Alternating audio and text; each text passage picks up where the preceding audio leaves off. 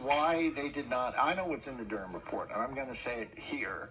I bribed Hillary Clinton $18 million. I facilitated a bribe for Hillary Clinton on January 14th, 2016, right here in this town. On behalf of the FBI, they came to me around December 1st, 2015. They told me Hillary Clinton had accepted a bribe from Turkey for $20 million. They told me that I would be working for a group in New York, FBI agents, who had authorization to set Hillary Clinton up in a sting. They asked me to facilitate a bribe for her, an $18 million bribe from another government. The bagman from that other government I was to befriend, and I was to get that person 10 minutes alone in a room with Hillary Clinton. I did. On January 14th, 2016, Hillary Clinton was in this town, and she met in a way that was kept off her schedule. She accepted an $18 million bribe. But General Barr knows this. This is the Durham. They know this was what is behind it all.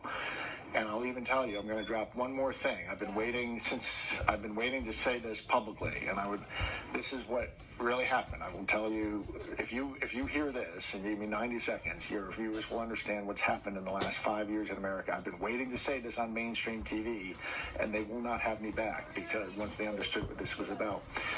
I had Hillary Clinton, I caused Hillary Clinton, I facilitated a bribe, and she took a second bribe for $18 million, and I worked with the FBI as I did that.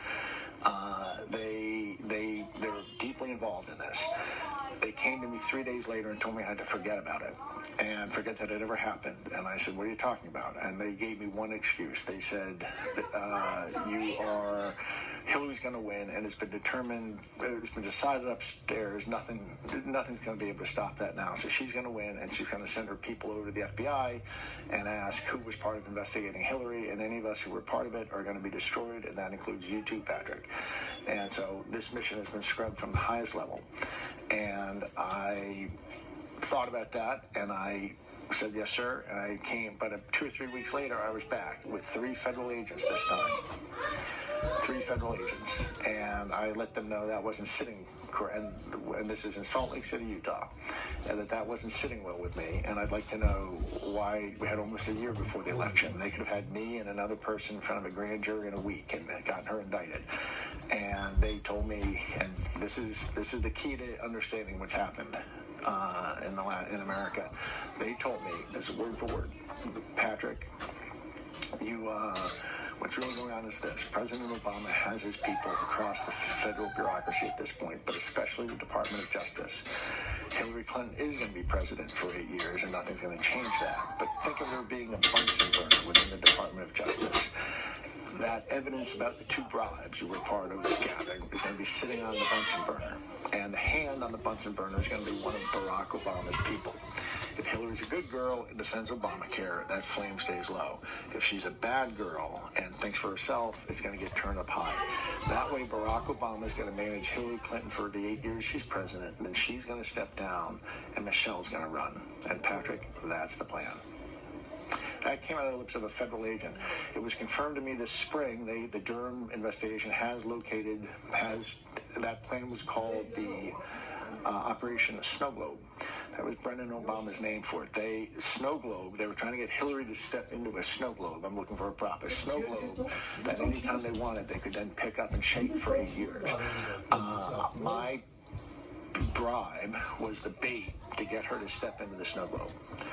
That's all from it. This isn't a theory. I'm the guy in the room. I'm acknowledging I took part in all this, and I thought I was helping them conduct federal law enforcement. It turned out that I was helping them set up Hillary Clinton for a deep state to control her.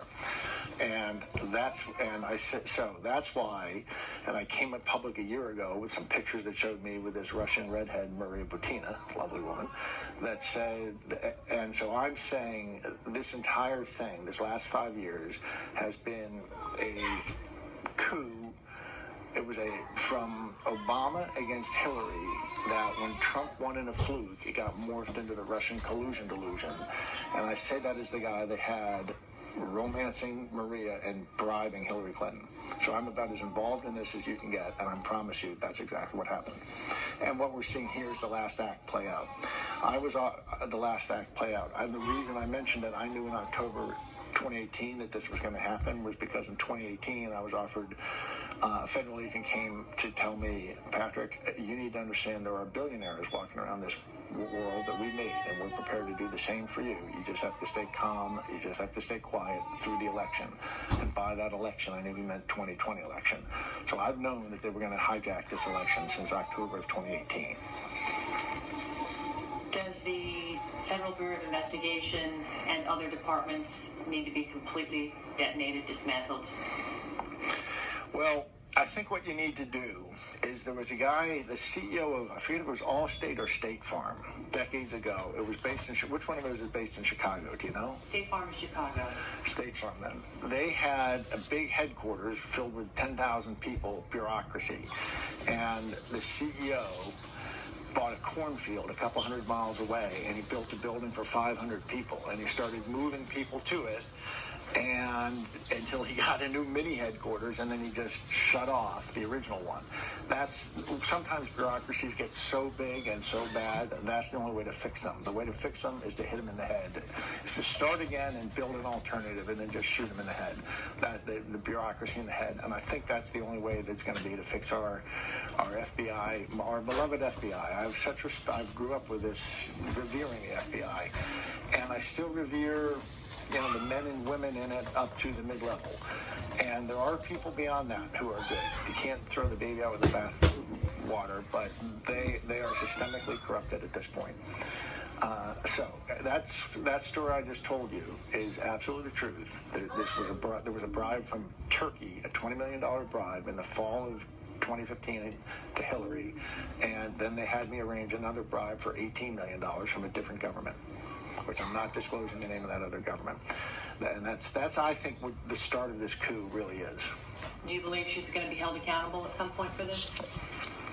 Assuming President Trump is reelected for the next. Well, if he is elected again, if he does get through this, and I think that's a high, you know, they were trying to demoralize people and make people think there's no chance of that. I think there's a high it's quite a conceivable outcome to me that he is the president on January 21st. And again, I'm not saying that as the guy who voted for them and for him. I'm saying it is 384. I speak Chinese. I've lived in Maoist China. It was right after the Cultural Revolution. And that's what's coming for us. And I think this is our last real election. We'll have, you know, this stuff was built in Venezuela so that Hugo Chavez could get through the referendum of 2003. And that's the basic architecture of the software of Smartmatic. And it has now become the core of two of the major commercial systems offered for sale in the United States. And Venezuela hasn't really had an honest election in 20 years. People are starving, and the government still wins its election. It's because it's all crooked. The software that lets them do that is the software that's in the heart of our systems. If we bend a knee to this, it could be 1,000 years of darkness, and the world knows that. People don't understand, and because it's fashionable maybe not to, to be anti-American or not to love your country. They don't understand how the world looks to us. And if we bend a knee to this, it's a darkness comes over the world, and we don't know if it'll be 1,000 years before it's lifted.